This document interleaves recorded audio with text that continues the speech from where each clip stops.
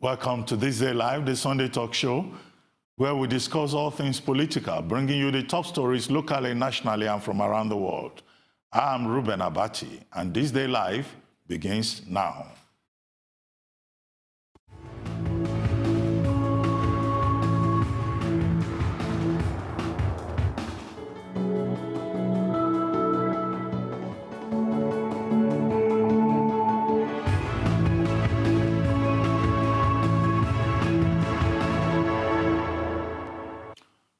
I'd like to welcome today's panelists. Well, we have Professor Bola Akinterinwa, Director General, Polytech Center for International Diplomacy and Strategic Studies.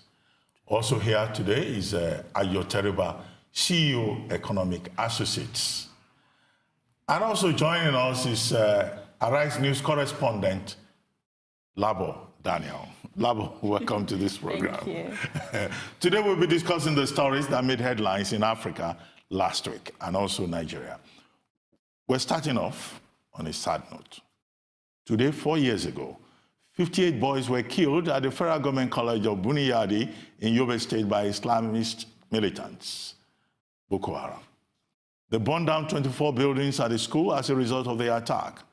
May the souls of the departed children rest in peace. The anniversary of their death is a time to reflect yet again on the security situation in Nigeria, especially as it relates to protecting minors in northern schools. Has anything changed since then? What is the situation in Nigeria today? Prof. It's most unfortunate that we are constantly witnessing what I've always called continuity in change. 4 years ago, the story was sad. 4 years after, the sadness remains. What is happening is that security has generally been left as a major responsibility to the government of the Federation. To the government or to the people? No, because the people have been resorting to self-help.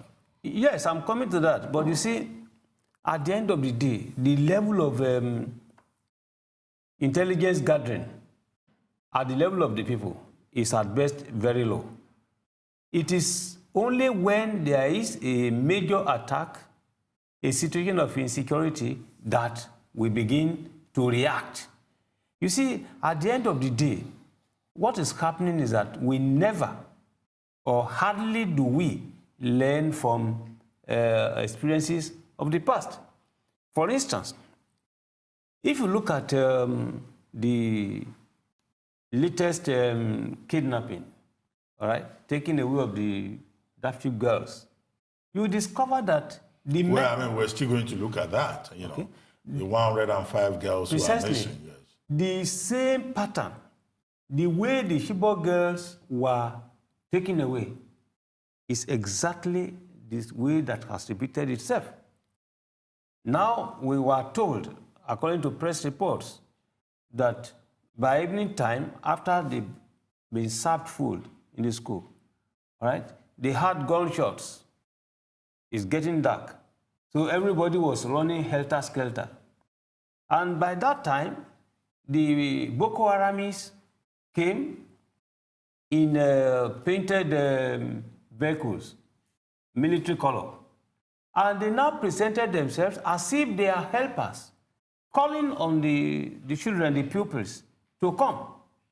And by that time, since the children were looking for help, they ran directly, right, into their hands. And that was how they were taken away.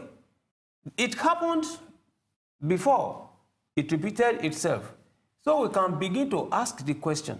One, Chibok girls, we were told that all schools should strengthen the security measures, ensure that at least make access to the school more difficult. Is that the case today?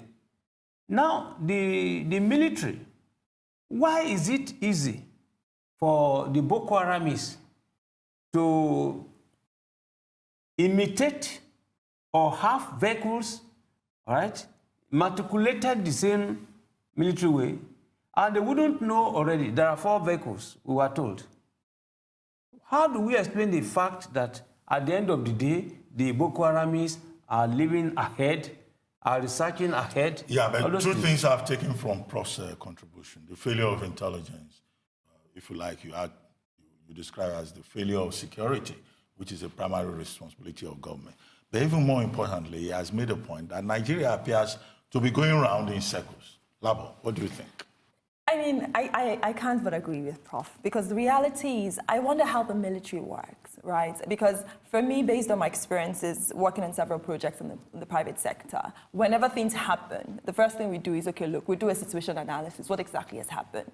And then from there, you begin to measure and evaluate and ensure that whatever has happened, do an audit, and then write it down. So what are the steps, what happened, what are the steps that we take to ensure it doesn't happen again? What do we do? What kind of templates can we use across board everywhere? It's almost like the military didn't do anything. I mean, from what he has said, because if the opposition of the insurgents are using the same strategies they used and it's still working, then we have a situation.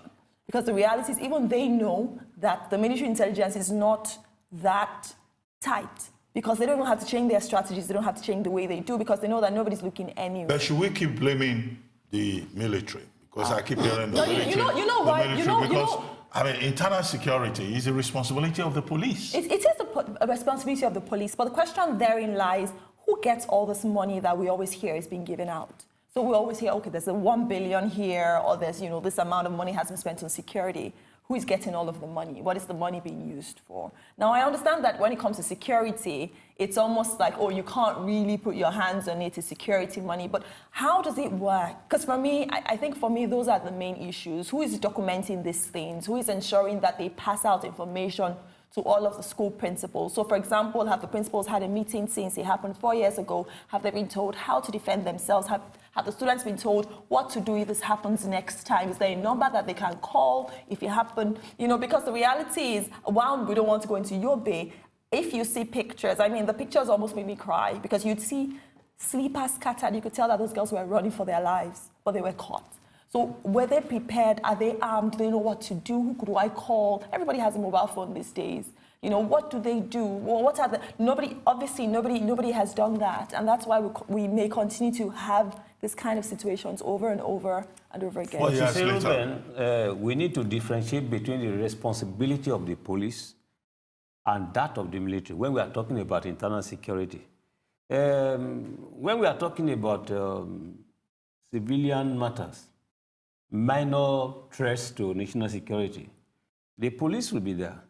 But when it comes to territorial integrity, in fact, when you take the continuum of national security, the military is at the crescendo.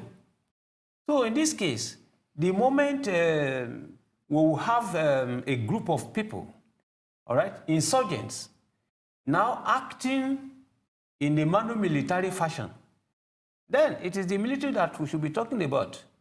So the responsibility should not be simply left to the police. Well, I mean, if the country is under siege, and you have a group like Boko Haram that wants to carve out a territory out of Nigeria, then I guess under that yes. Also, should you just say security operatives? Yeah, well, I mean, under that principle, you can say you can call in the military, because then is the territorial integrity of the country that is being questioned. But part of the problem we have is that almost all the security agencies are overstretched.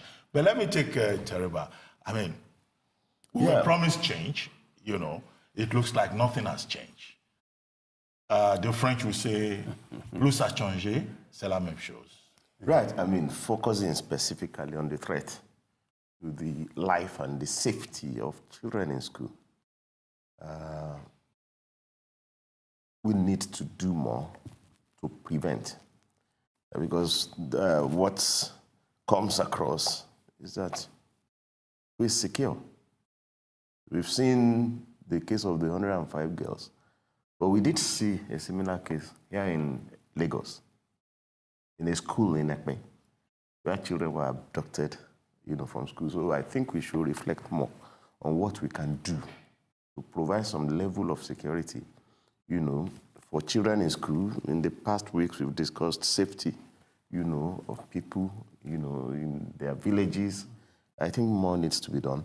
I remembered in the 70s, it has to be a combined action of police and the military, if possible vigilante groups. In the 70s, I remember that soldiers were deployed to secondary schools for I remember the soldiers. They came to inflict corporal punishment. For disciplinary reasons. So I think we are getting close to a situation where you want some security presence for safety reasons now. That in schools, whether it's police you want to deploy or playing schools. You're saying we should go back to those days when we had soldiers. We need to do more on security. Whether it's police you want to deploy, but you need to have some presence of people who are capable of protecting school children and their teachers. Should I think it's really unfortunate that Nigerian children seem to be at risk many years after they return to civilian rule, and indeed it's a very serious matter. Take, for example, the 105 girls who are still missing after suspected Boko Haram terrorist groups on Monday attacked the government girls' secondary school in Dapchi, Busari local government area of Yobe State. The government had initially said it was not sure if any student was kidnapped, but Ibrahim Gaidam, governor of Yobe State, confirmed the abduction on Wednesday night, adding that the army had been able to secure the release of some girls. This was later reported to be false, as none of the girls had been found. President Buhari stated in a press release on Friday that he shared the pains of the parents whose children and wards were abducted and will spare no effort in ensuring that the students are rescued. Now, what does that mean to us? Because it's the same thing. 4 years ago, in Buni Yadi, students were killed. Before then, Boko Haram children, Boko Haram children, Chibok girls were missing, and then now it's the same pattern. Well, the difference in the case that happened in Lagos was that after the... In Lagos? Yes, in Ekpe. Yeah, okay, where children were kidnapped. That's right, from school. Yeah. The difference is that they were rescued. Yeah. Yeah, they kidnapped. Because they were kidnapped not by militants. It was hungry people that wanted money for ransom. Criminals are criminals. Yes, I agree, but they're two different situations. Yeah. I think they're two. Okay, those ones wanted to extract they wanted ransom. Exactly. Okay, and then but these ones, exactly. they don't want. Exactly. But the ones they've kidnapped, we're still looking for them. We haven't found them, and they're kidnapping more. They're releasing some, kidnapping more. Yes. So are we really making progress is the question. Because they're releasing the Chibok girls, and now they've taken another set. So what kind It's of... like one cancelling out the other, Such a sad situation. But your point about safety in schools, I think is very important. Maybe some of these schools don't have, a fence around the school. I recall that, some schools, are walled up.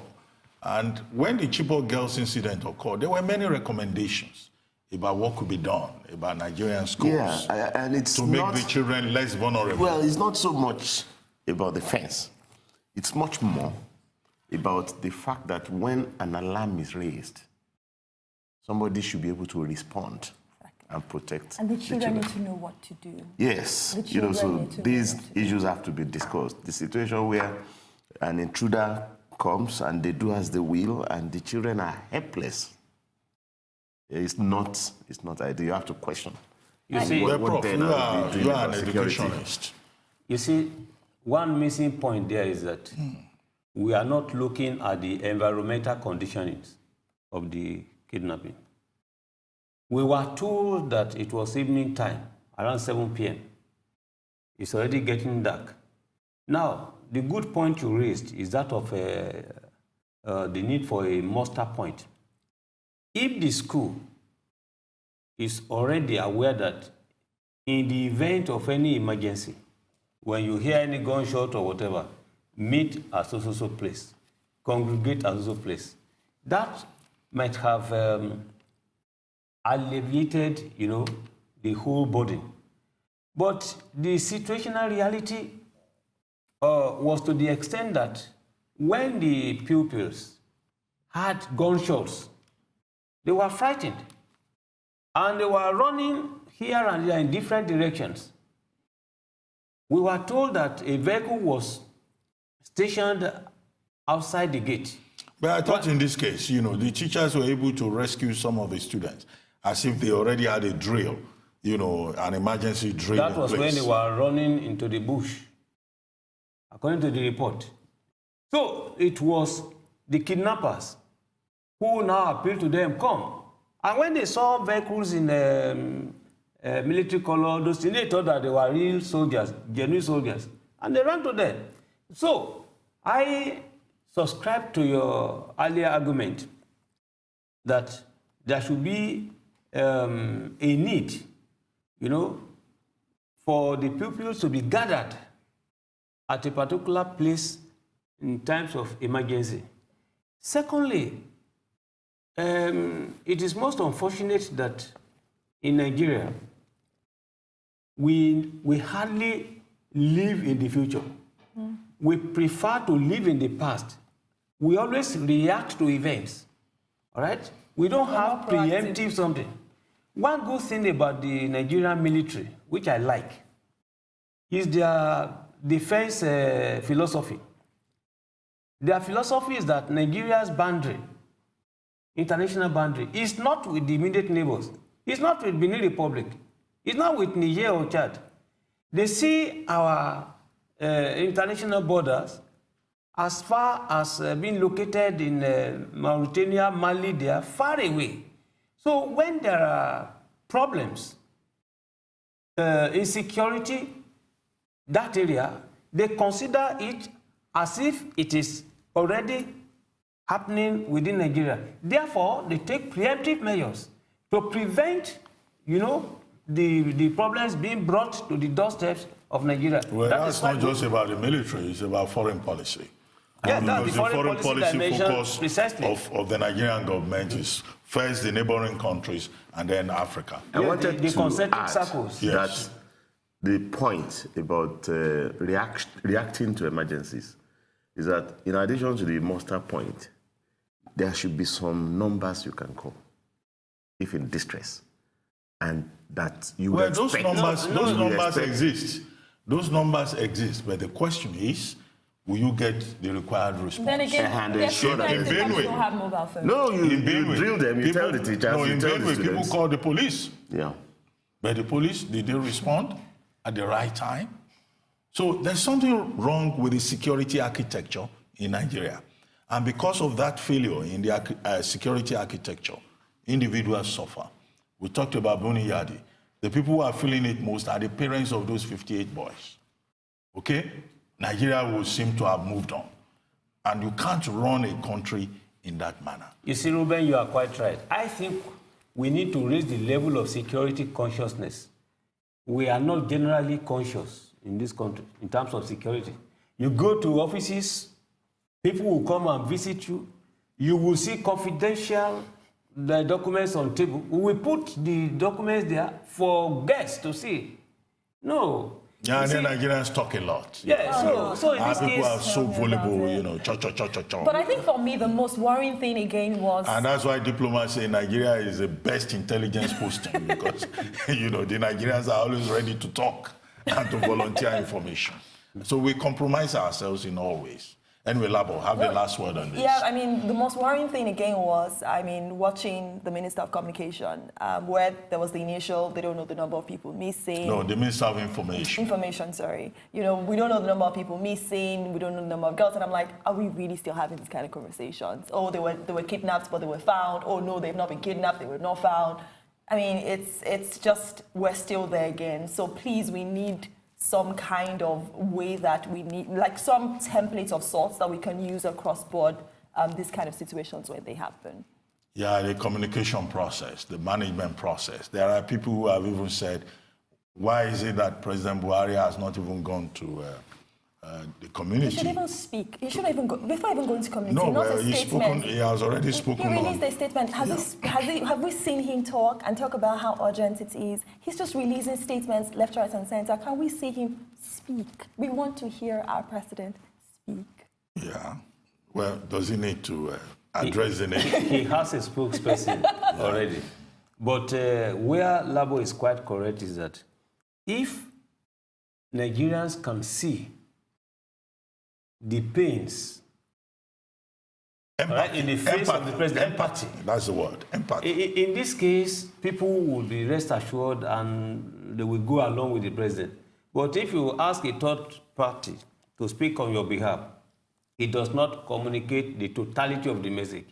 It is the contents of what you ask him to say that you see. But when you look at the president from the perspective of physiognomy, you will discover body language. Body language. Now you will see that the Nigerian people will be happier. Nobody has problem with Buhari as an individual, but the way he reacts, all right, as conveyed by his people, remains the issue. This matter, as Reuben rightly pointed out earlier, it is the parents of the kidnapped people that are basically carrying the weight. Well, they even stoned the governor. They stoned the convoy of the governor, and it's unfortunate that, you know, even with that emotional reaction, the state has gone after them, and there has been an attempt to arrest some of them. So, you know, so much for empathy and you know, governance. It's time now for a short break here on ThisDayLive, the Sunday talk show. But do stay tuned. When we return, we'll be talking about President Trump's school security proposal in the United States, gun laws in Nigeria, and Transparency International's latest corruption perception index. Don't go away.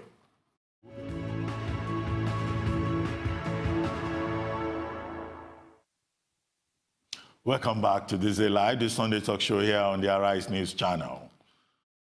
While many are clamoring for a clampdown to tighten gun laws and reduce the number of gun owners in America following the recent Florida shootings, President Trump on Friday proposed again the arming of 10 to 20% of American teachers to prevent shootings in schools, saying that such a policy had it been in place at Major Stoneman Douglas High School in Florida, where 17 students were killed on February 14th. A teacher will have shot the assailant. Let's take a look at the video. We don't want. But you know what I thought of as soon as I saw that? These teachers, and I've seen them at a lot of schools where they had problems. These teachers love their students, and the students love their teachers in many cases. These teachers love their students. And these teachers are talented with weaponry and with guns. And they feel safe. And I'd rather have somebody that loves their students and wants to protect their students than somebody standing outside that doesn't know anybody and doesn't know the students, and frankly, for whatever reason, decided not to go in, even though he heard lots of shots being fired inside. Meanwhile, in Nigeria, the government is trying to control gun possession. The Inspector General of Police has directed commissioners of police of all the state commands and the Federal Capital Territory to commence the recovery of prohibited firearms in the country. He said that all categories of people bearing arms in the name of vigilante group, Neighborhood Watch, among others, have 21 days to surrender them to commissioners of police in their states. This operation, he said, is aimed at the full enforcement of the Firearms Act, mopping up and recovery of all prohibited firearms illegally acquired. Now, see, in the United States, the president is proposing that teachers should start carrying guns. Now, that is controversial, and many Americans have objected to this. They're saying, look, America should even do something about gun possession. And I guess piggybacking on that, you know, our own Inspector General of Police is saying, look, they have to mop up firearms and all that. So, really, it looks like it's not just in Nigeria that you have problems with children. It's also in the United States. It looks like a global crisis. But the good Labo, thing is that we have a president that is talking. Yeah. Number one, we have a president that is preferring a solution Which to protect the president in children. this President case? Trump. Yeah. So I mean, at least he's speaking. So he's spoken about this several times, right? He's trying to find a way to protect the children. Now, whether or not you agree with it, because I don't, is something else entirely. Because I think for everything else, a lot of times we're very emotional about a lot of things. For me, I'm typically a bit more rational. Because the reality is, okay, so we have the situation at hand. So we've proposed, for example, to have military in our schools. It's not really practical because they're already overstretched, right? So the thing is, exactly. So what can be done? So I mean, for me, before shooting down an idea, because the first thing is like, oh no, we don't want more people to own guns. But he raised a valid point, and he said the guns are not going to be in the arms of everybody. They're former military personnel who can actually operate guns. So he's not saying every teacher should own a gun. He's saying people who are qualified. He's saying 10 to 20% of teachers. So for me, I think there's a valid point there. And then it's something that needs to be exploited and looked at without being emotional. Let's be rational. Maybe, well, I get the point you are making. There is some kind of deterrence. Yes. If an assailant knows that, look, there are people who are armed within the school territory, then it increases the risk level for that assailant. Yeah, it's terrible. The point I would like to start with is about the need to strengthen security surveillance and reaction in schools. Okay. In the United States? In Nigeria. Okay. Because she's saying the military is stretched. It's Okay. not just the military, mind you. It's the entire security agencies. We can't say they are stretched, and therefore schools should not be protected. We must find ways of making sure that our children are safe within school premises, even if you have to recruit people for that purpose. And it doesn't have to be just the police or the military. You can also have, you know, the what do you call them, vigilante or whatever. Trump's proposal is very porous. It makes no sense in that the assailant was a student of the school. Okay, yeah. Who is mentally deranged. So Mr. Trump... So the person is already embedded. Mr. Trump is assuming that no teacher will have mental illness. that if you give them guns, one of them is not going to open, you know. So the point is Trump, you know, ended the restriction that requires that people be screened for mental health before they are given a gun. That's how this boy was able to acquire the gun. So the point is, you know, bring the screening back. It's as simple as that. At least know that those who get license to hold guns are sane. So what he's saying now is that the big issue in the United States, because we keep having these incidents, is about gun control. Yeah. You know, I know it's a big conversation between the National Rifle Association and other stakeholders. Prof, what do you think? Well, I wouldn't look at it basically as a problem of gun control, but more of gun possession. Now, look at the two environments, the Nigerian environment, the American environment.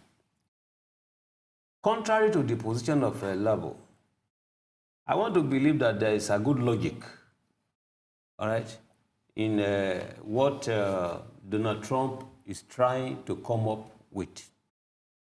In the US, emphasis is placed on freedom, all right?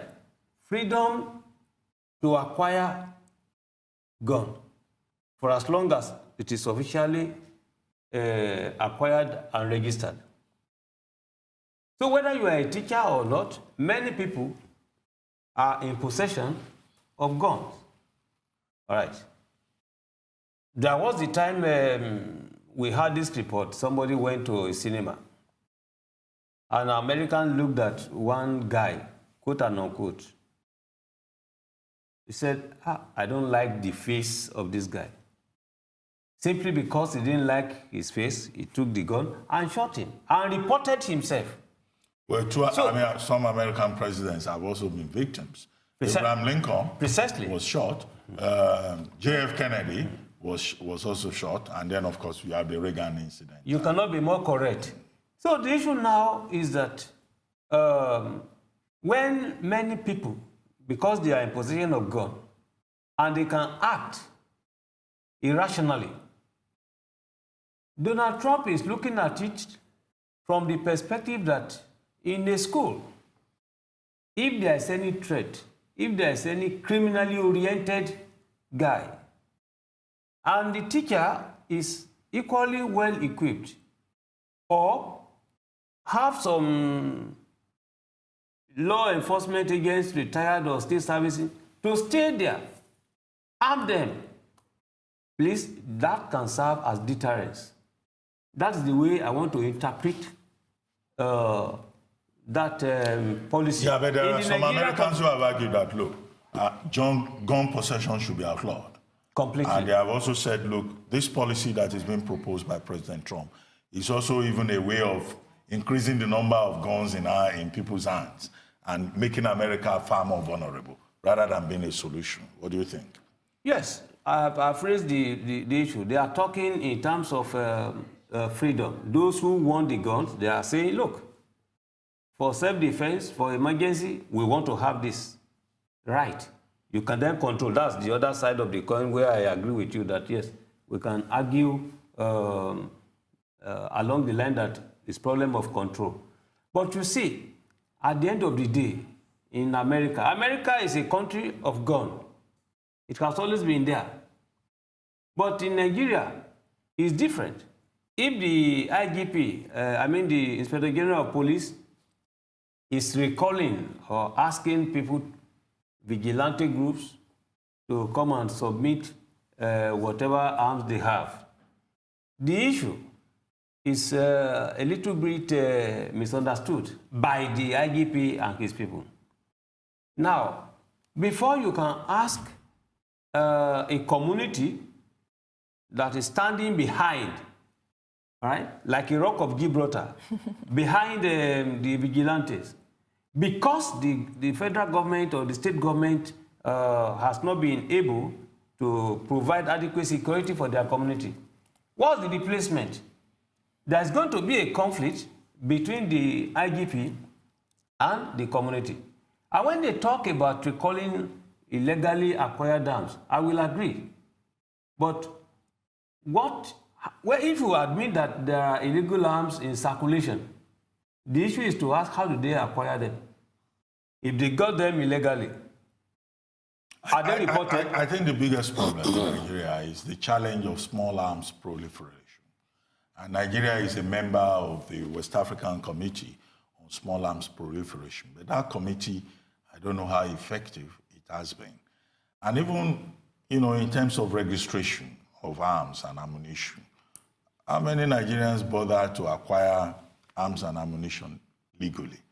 So you have a lot of people in this country, in Nigeria, who have dangerous weapons of mass destruction, not even guns, grenades and all that. And it's not registered. Even locally made guns and all that. Yes. And they use this to engage in all forms of criminality. So I don't know how much work in terms of intelligence, in terms of documentation, in terms of environmental assessment that the IGP has done. So it's not enough for an Inspector General of Police to just make a statement. Some of these statements are just made for the purpose of being seen to be doing something after a fashion. That's what I think, but I don't know what you think about it. You are correct. You see, at the end of the day, illegal arms.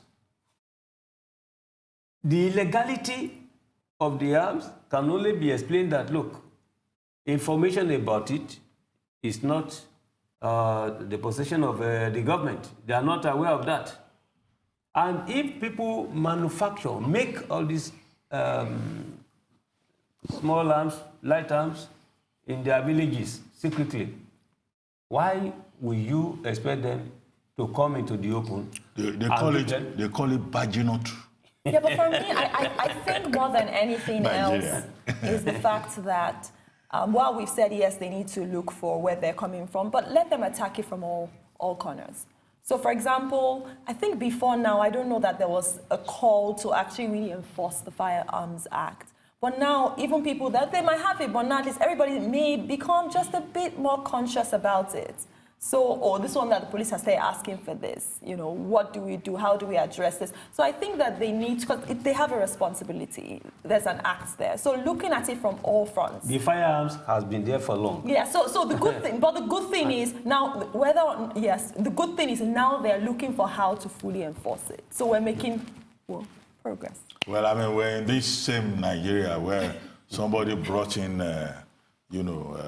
container loads of firearms into the country. I think the person was apprehended, but that was just one unusual incident. I mean, can you imagine how many other persons brought in firearms, to disturb the country and disturb innocent citizens? But Teriba, I'll take your own word on this. Yeah. Right. We are discussing the attempt by the government to disarm people who have acquired firearms illegally. But a moment earlier, we are discussing the fact of inadequate security, even for students in school. So you need to tackle the two issues, simultaneously. Government has to say and do enough to assure communities, schools, that they will be safe before insisting, that communities who have armed vigilantes to protect themselves come and surrender their firearms. So it's very key. But you can imagine that many neighborhoods, many communities will not even respond. Yes. Because we are in a country, in Nigeria, where you call the police people resort to self-help. Yes, you call the police and nothing happens. The police, they are asking you to help them buy fuel. They are making all kinds of demands on you. And so I imagine that a lot of Nigerians will be laughing at this. But they still have to do their job. They arrive after to fulfill all righteousness, perhaps. They arrive after the hoodlums have left. There is that. No, you see, if President Buhari wants to seriously, I insist, seriously, address this problem of insecurity, it's the easiest to do. That's no big deal. Under Olusegun Obasanjo, a policy was put in place to recruit 40,000 people into the police force on periodical basis. They provided for that. So in terms of numerical consideration, we are supposed to have had at least a number of policemen in the force. Well, the point Prof is making is that Nigeria is under-policed, even by United Nations estimates. Now, in addition, we've been talking about community policing, state policing. Please, if, for instance, President Buhari promptly, quickly agrees to this, you will now discover that community policing will enhance intelligence gathering at the level of the community. And then, the subject is not as straightforward as Prof is presenting it. There are people who are even asking for state police and asking for a complete overhaul of the police. Yeah, but I subscribe to that. Nigeria. Yeah, we need state policing, we need community policing. Well, we need even local government policing. Well, we once had a native authority police. Yes. But in any case, this is a subject we can take on another day. You're watching ThisDayLive, the Sunday talk show, here on Arise News with me, Reuben Abati. We're going to take a short break now, but when we return, we'll be talking about the strife between the chairman and the chieftain of the ruling party, All Progressives Congress, APC. Don't go away.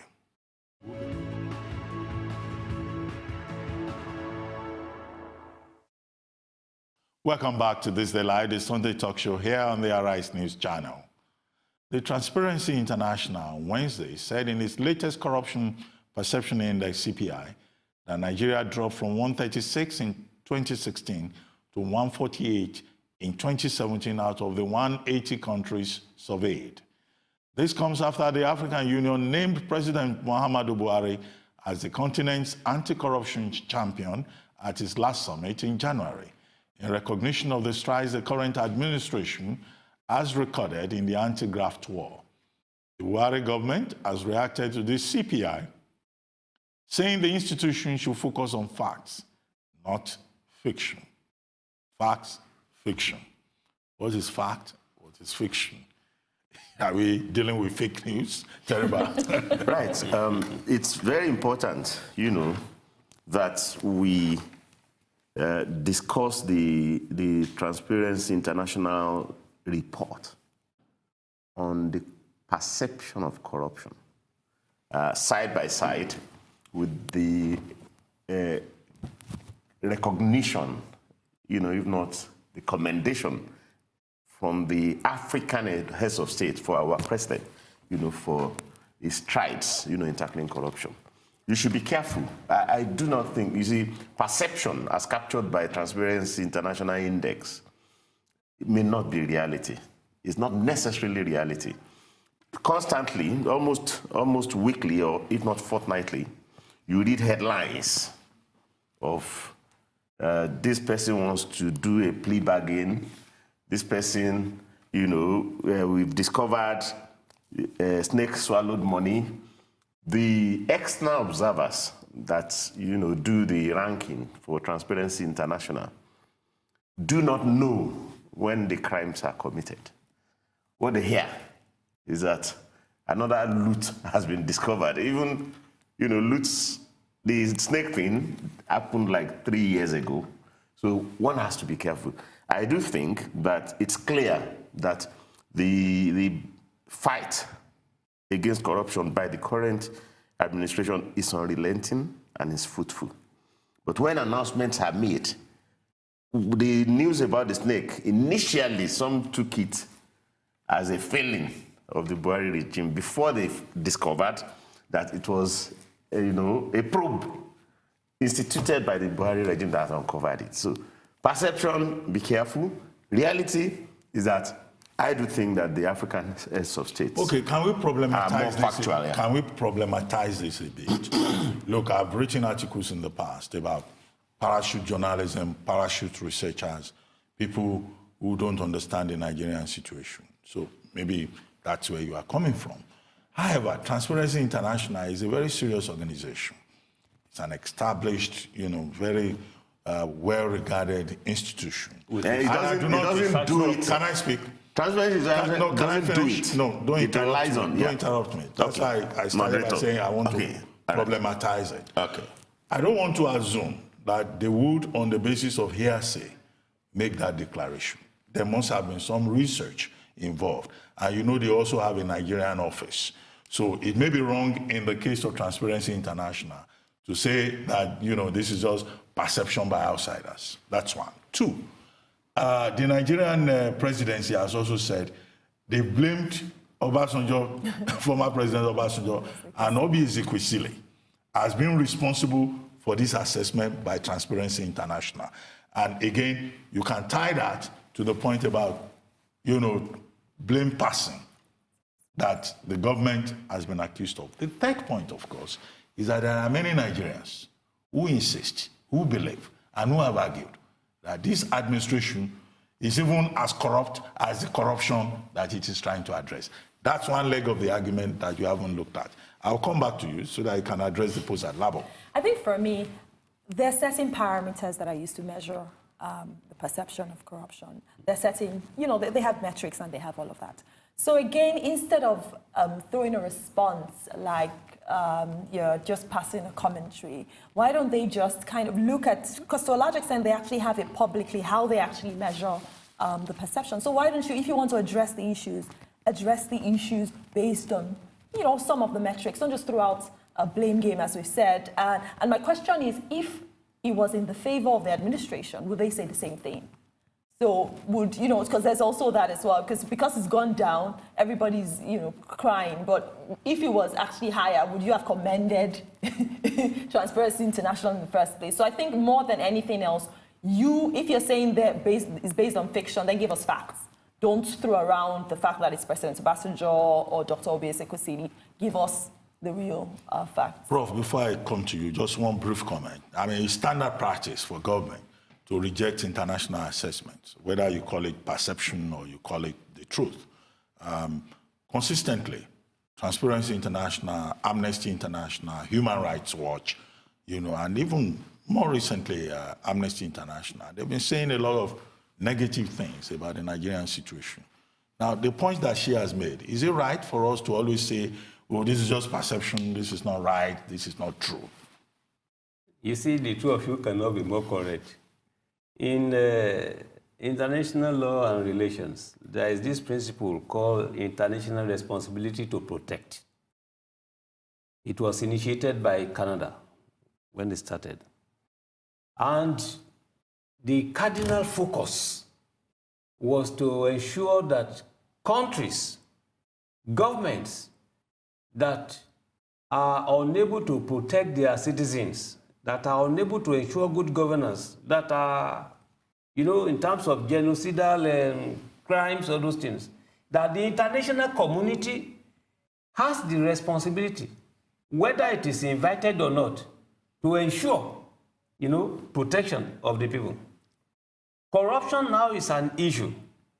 Corruption has been elevated to the level of what is called peremptory norm, right, of international law, to the extent that committees were set up, and it is within this framework that people should see the nomination of Nigeria's president to champion the anti-corruption war. Now, to bring it to the level of our discussion here, it is normal for the government of Nigeria to always contest whatever Human Rights Watch, Transparency International. It is normal for the government to hold someone responsible. The issue is that, contrary to the position of Ayo, Transparency International has a research arm, right? They carry out not commentaries, but analysis. The parameters are there, what they consider. As you rightly pointed out, they have an office in Nigeria. They gather information. The military spokesperson said that the Transparency International representatives in Nigeria had been invited, all right, to come and have a chat with them so that they can give them clarification, but that they hadn't come. Now, the Transparency International is supposed to be independent. It's not an organization for charity. It is playing the role required of the Nigerian media as provided in Section 20 or 21? Section 22. 22, okay, on Section 22. 1999 Constitution as amended. Yeah. It used to be 2021 before. Now you can discover that they try to govern, all right? It's within the framework of global governance to monitor what you are doing and the report, to cross-check. But the government of Nigeria is quite right. If you look at the Transparency International report, looking at it from the perspective of a lesbian all along, they were complaining about the abuse, the violation of the human rights of lesbians. Whereas the Constitution of Nigeria has outlawed, No, not the Constitution, but in any case, Prof, we'll return to that some other day. But quickly, right. One more topic just before we go.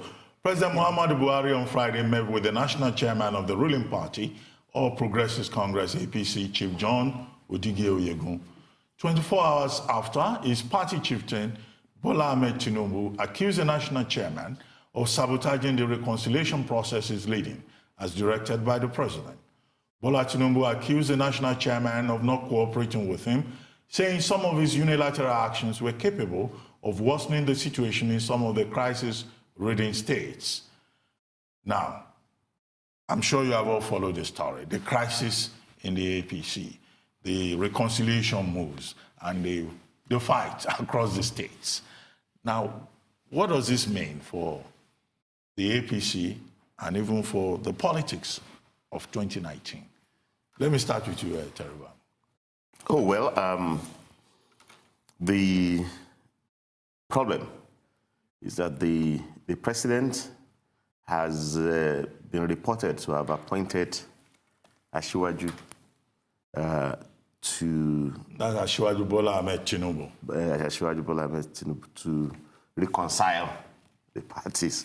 But the first shot from Asiwaju is to write a letter, to the chairman, telling him that is obstructing him and that he should desist forthwith.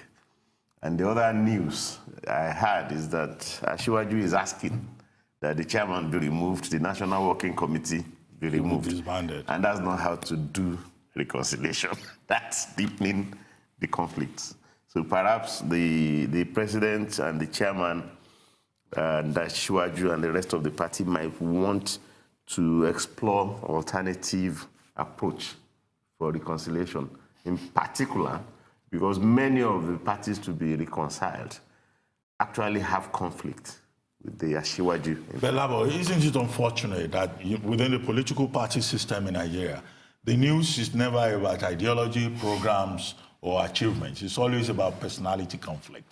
We're running a political party of individuals rather than a political party of ideas. As Prof and I were saying just before the show, it was like, I mean, who is the number one man in the APC? So is it the chieftain or is it the chairman? So is it the party leader or the chairman? So there's also that as well. I don't know what their constitution says. So one person thinks another person's overriding the authority, and then it gets personal, and then people start sending letters and copying the Senate president and copying several people for party issues. Well, Prof, this is not just about the APC. It's about the political party system and issues of internal democracy and how political parties are organized in Nigeria at the moment. In APC, you have problems. In PDP, you have similar problems. In ABGA, you have similar problems. What is wrong with our political parties? Problem one, there is no party focus beyond re-election. It's as simple as that. When you take a critical look at the situation of the APC, the president is targeting 2019, and he wants all impediments removed. Okay, so this is about 2019. I think we'll have a special program on that subject, how the political parties are being managed as we move towards the next general elections in Nigeria, which will be of interest, not just in Africa, but all over the world. You've been watching ThisDayLive, the Sunday talk show, here on Arise News. I'm Reuben Abati. From our entire team here in Lagos, it's bye for now, and thank you very much for watching.